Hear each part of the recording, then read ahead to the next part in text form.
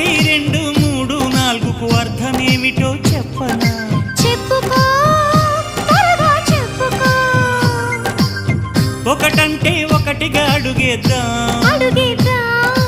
రెండంటే రెండు గుండెలను ముడిపెడదాం, మూడంటే మూడు ముళ్ళేసి ఆ తర్వాత నాలుగు కాలాల పాటు కలిసుందా.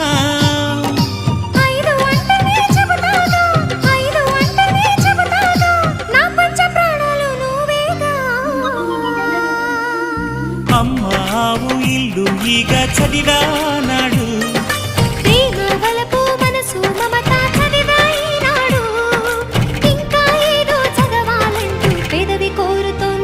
భలేగా కొత్త చదువు చదువు, ఇలా నా ముద్దు కవిత చదువు, చెలి మురిపాల కథలు చదువు.